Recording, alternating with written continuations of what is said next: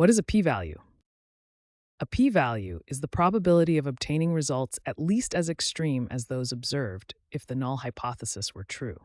To understand p-values, let's visualize a normal distribution representing test statistics under a null hypothesis. If we observe a test statistic beyond a critical value, we enter a region of low probability under the null hypothesis. The p-value represents the probability of observing such extreme results if the null hypothesis were true. Let's clarify some key points about p-values. P-values measure the strength of evidence against the null hypothesis. Smaller p-values indicate stronger evidence against the null hypothesis. Important to note, a p-value is not the probability that the null hypothesis is true. And it is not the probability that the results occurred by chance. Now, let's briefly discuss statistical significance. Typically, a threshold of p less than 0.5 is used to determine significance. Results with p-values below this threshold are considered statistically significant.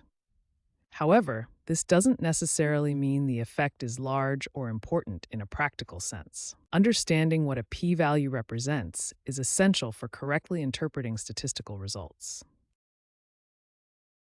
Hypothesis testing provides a framework for making decisions based on data. Hypothesis testing follows a systematic 5-step process. Step 1. State your null and alternative hypotheses. The null hypothesis represents no effect or no difference. Step 2. Choose a significance level, known as alpha. This is your threshold for determining statistical significance, commonly set at 0.05.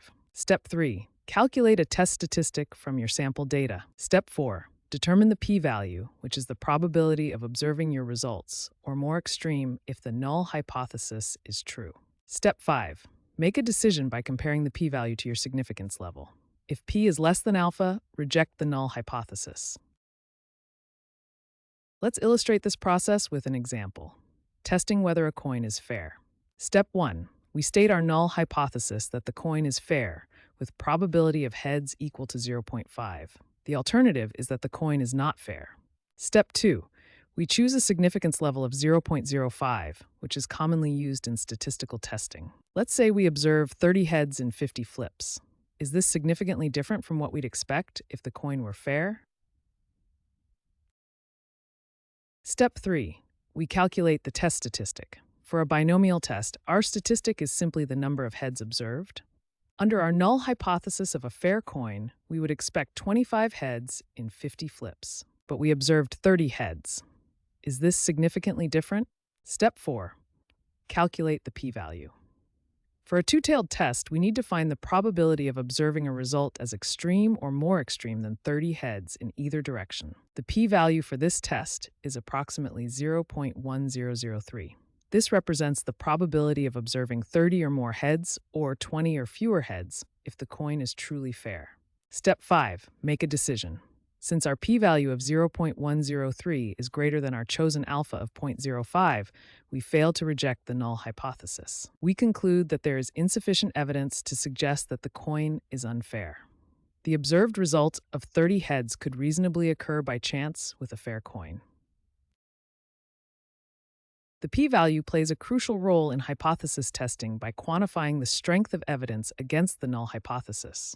Smaller p-values indicate stronger evidence against the null hypothesis.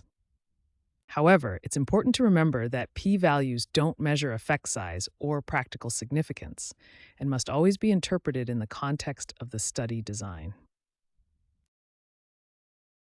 Now let's focus on interpreting p-values correctly. P-values range from 0 to 1 and serve as a universal language for interpreting statistical test results. The most common threshold used is 0.05. Results with p-values less than 0.05 are typically considered statistically significant. In hypothesis testing, when the p-value is less than 0.05, we typically reject the null hypothesis, indicating a statistically significant result. Conversely, when the p-value is greater than 0.05, we fail to reject the null hypothesis, suggesting the result is not statistically significant. To visualize p-values, we can look at a distribution curve. The p-value represents the probability of observing a test statistic as extreme or more extreme than what we observed. The smaller the p-value, the smaller the area in the tail of the distribution, and the stronger the evidence against the null hypothesis. At our conventional threshold of 0.05, the critical region includes these values in the tail. Larger p-values like 0.1 indicate weaker evidence against the null hypothesis. Let's look at how we can interpret different ranges of p-values. P-values less than 0.001 provide very strong evidence against the null hypothesis.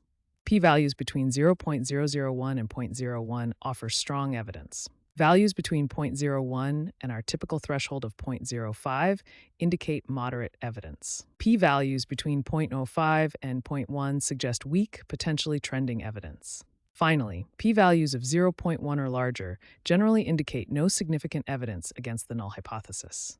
As we interpret p-values, it's important to keep some key points in mind. P-values do not measure the size of an effect or tell us about practical significance. The 0.05 threshold is conventional but ultimately arbitrary. What remains consistent is that smaller p-values indicate stronger evidence against the null hypothesis. P-values are frequently misunderstood in statistical analysis. Let's examine 3 common misconceptions. Misconception number 1. P-values measure the probability that the null hypothesis is true. This is incorrect. The p-value only tells us how likely we would observe our data, or more extreme data, if the null hypothesis were true. The correct interpretation is that the p-value is the probability of observing our data, or more extreme data, if the null hypothesis were true.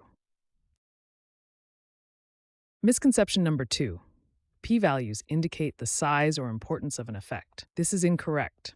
2 studies can have the same p-value, but very different effect sizes. For example, these 2 studies have identical p-values of 0.04, but their effect sizes are dramatically different. The correct understanding is that p-values only measure statistical significance, not practical significance or the importance of findings. Misconception number 3. P-values tell us the probability of replicating results. This is incorrect. A statistically significant result does not guarantee the same result in future studies. The correct understanding is that p-values naturally vary from sample to sample, and a single p-value cannot predict the outcome of future replication attempts. To summarize, remember these key points about p-values. P-values are just one tool in the statistical toolbox, not the final answer to scientific questions. To calculate p-values, statisticians use various methods depending on the context and available tools. Common approaches include using statistical tables, spreadsheet functions, dedicated statistical software packages, or programming languages with statistical libraries. The process of calculating p-values starts with test statistics. These statistics quantify how far our sample results are from what we'd expect under the null hypothesis. For many statistical tests, p-values are calculated using probability distributions. The standard normal distribution is commonly used for z-tests. Let's look at a common example of calculating a p-value for a two-tailed z-test. If our test statistic is z equals 1.96, we need to find the probability in both tails beyond this value. Traditionally, p-values were calculated using statistical tables. For a z-score of 1.96, we would locate the closest value in the z-table. We find that for z equals 1.96, the area to the right of this value is 0.025. For a two-tailed test, we multiply by 2, resulting in a p-value of 0.05. Today, most statisticians use software to calculate p-values automatically. Spreadsheet programs like Excel have built-in functions like norm.s.dist to find the area under the normal curve. Statistical software packages like R, SPSS, or Python libraries go even further, automatically calculating test statistics and corresponding p-values directly from your data. To summarize, p-values are always derived from test statistics. While tables work for basic tests, most researchers now use software tools that handle the calculations automatically. Modern statistical tools make p-value calculations straightforward, but understanding the underlying process helps you interpret your results correctly.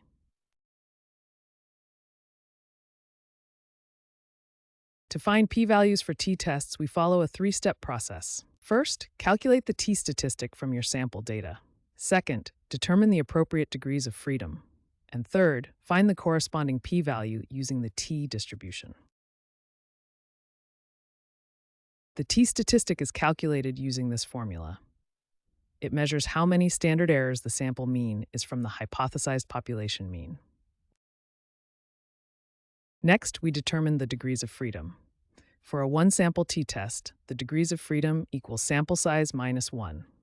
For a two-sample t-test, it's the sum of both sample sizes minus 2. Degrees of freedom represent the number of independent values that can vary in the calculation.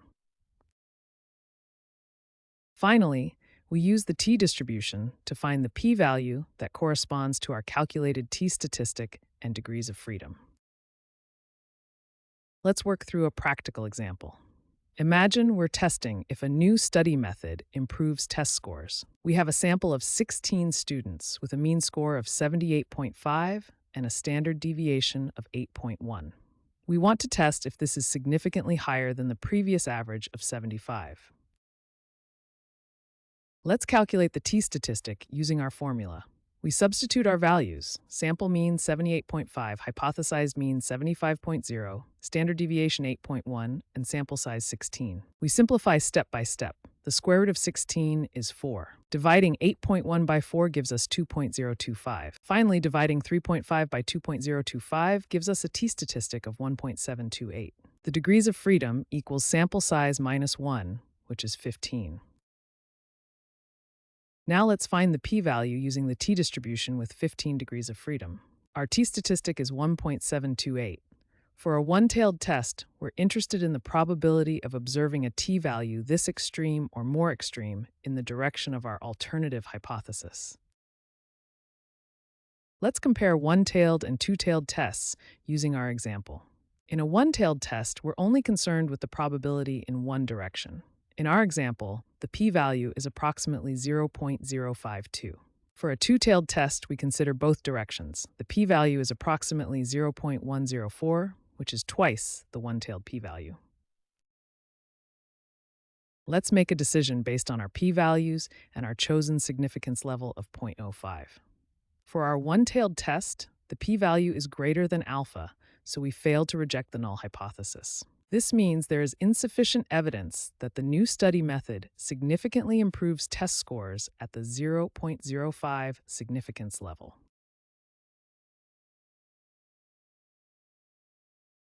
Chi-square tests are used to analyze categorical data and determine if there's a significant relationship between variables. The chi-square statistic compares observed values to expected values using this formula. Let's work through an example of a chi-square test of independence to see if music preference is related to age group. Here's our observed data in a contingency table. We have 3 age groups and 4 music genres, with the number of people in each category. First, we need to calculate the expected values for each cell in our table. We multiply the row total by the column total, then divide by the grand total. Next, we calculate the chi-square statistic by summing the squared differences between observed and expected values divided by the expected values. We calculate the degrees of freedom by multiplying rows minus 1 by columns minus 1. In our example, that's 2 times 3, giving us 6 degrees of freedom. Finally, we use a chi-square distribution table or calculator to find the p-value. With a chi-square statistic of 26.14 and 6 degrees of freedom, we get a p-value less than 0.001. Since our p-value is less than 0.05, we reject the null hypothesis. We conclude that there is a significant relationship between age group and music preference. To summarize, chi-square tests analyze relationships between categorical variables. We calculate expected values, find the chi-square statistic, determine degrees of freedom, and interpret the p-value to draw conclusions about our data. In scientific research, p-values have become a critical gateway for publication. Many journals and fields traditionally require results to meet the p less than 0.05 threshold to be considered publishable. This has led to a binary classification system, where results are simply categorized as either statistically significant or not significant. An important distinction exists between statistical significance and practical significance. Statistical significance, indicated by a p-value below 0.05, simply tells us that we can detect an effect. Practical significance, however, addresses whether the effect is large enough to matter in real-world applications. With large enough sample sizes, even tiny, inconsequential effects can achieve statistical significance. The scientific community has been grappling with what's known as the replication crisis. Studies have shown that many published findings with significant p-values fail to replicate in subsequent research. One contributor to this problem is p-hacking, where researchers manipulate their analysis methods until they achieve a p-value below 0.05. Publication bias also plays a role, as journals tend to publish only studies with statistically significant results, creating a skewed scientific record. Let's examine how p-values are typically reported in scientific papers. Research papers typically report the p-value alongside the test statistic, sample size, and degrees of freedom. Increasingly, journals require reporting effect sizes and confidence intervals to provide a more complete picture of the results. When interpreting research findings, p-values should never be considered in isolation. A more complete picture emerges when p-values are interpreted alongside effect sizes, confidence intervals, and within the context of prior research. Pre-registered studies, where methods and analyses are specified before data collection, help prevent p-hacking and increase credibility. And finally, successful replications of findings provide the strongest evidence for genuine effects. A thorough evaluation of research requires considering the interconnection between statistical significance, effect size, and the broader research context.